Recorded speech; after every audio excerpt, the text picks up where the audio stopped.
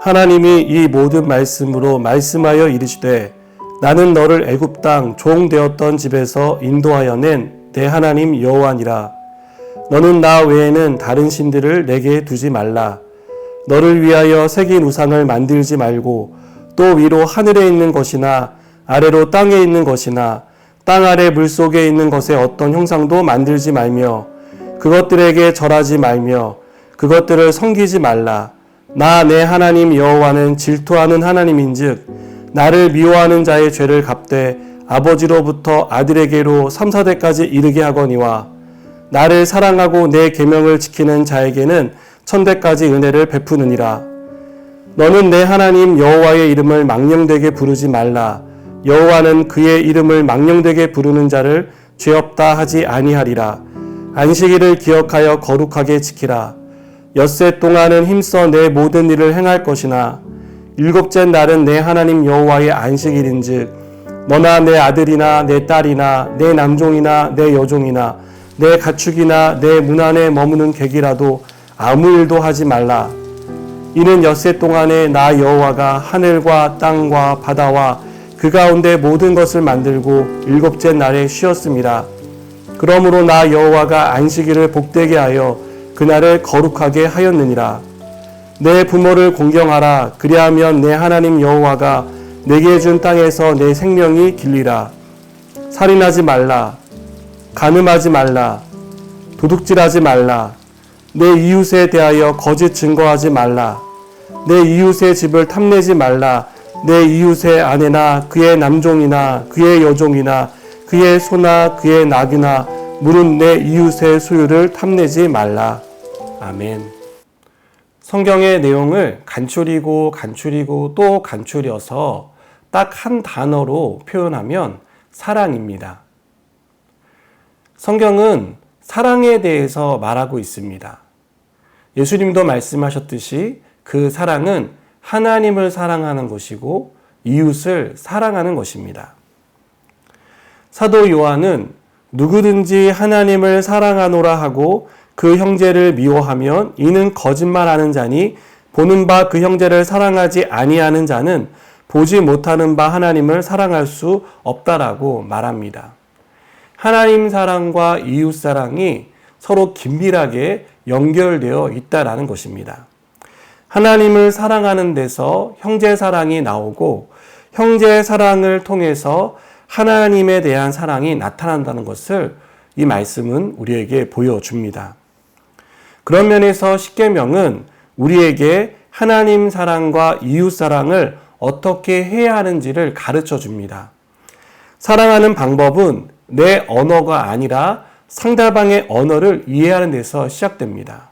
내 방식대로 사랑하는 것이 아니라 상대방이 요구하는 원하는 방식에 따라서 하는 것이 진정한 사랑입니다. 하나님은 10계명 중 1계명부터 4계명까지 어떻게 하나님을 사랑해야 하는지를 말씀합니다. 하나님을 사랑하는 방법은 하나님만 사랑하는 것입니다. 하나님만 바라보는 것입니다. 하나님만 예배하는 것입니다.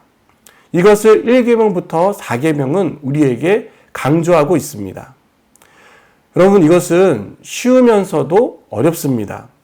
하나님만 바라보고 산다면 쉬운 일이지만 우리가 바쁜 일상 속에서 또 수많은 유혹과 수많은 우상이 넘쳐나는 세상 속에서 하나님만 생각하고 하나님만 바라보고 산다는 것은 말처럼 쉽지 않기 때문입니다.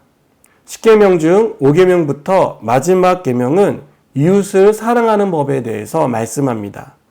주목해야 할 것은 이웃사랑의 출발점이 부모를 공경하는 데서 시작된다는 것입니다.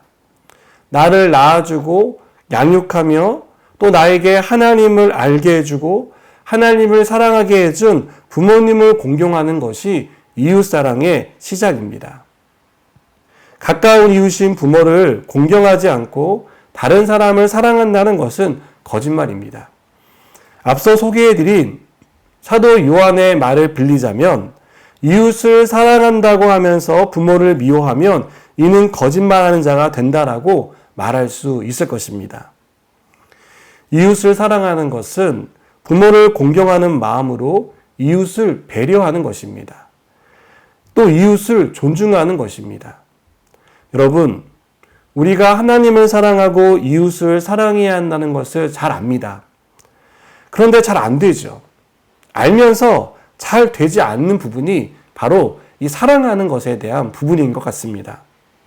부모를 공경해야 한다는 것을 모르는 사람이 있습니까? 다 알고 있습니다. 하지만 생각대로 뜻대로 되지 않습니다. 저는 이 문제를 푸는 열쇠가 오늘 말씀 1절에 있다고 생각합니다.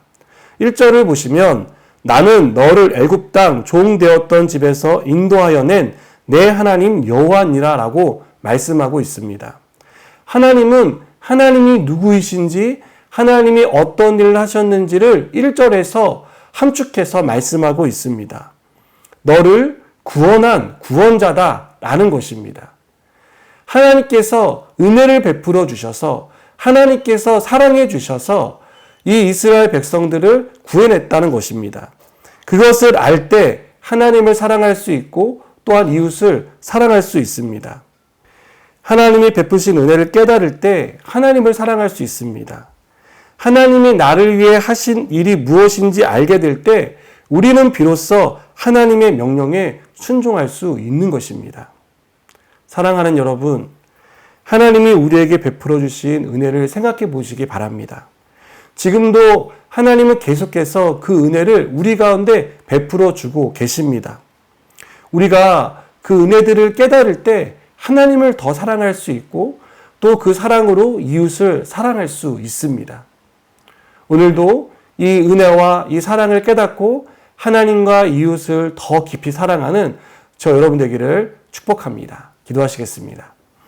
하나님, 오늘 십계명을 통해서 하나님 사랑과 이웃 사랑에 대해서 생각해 보았습니다.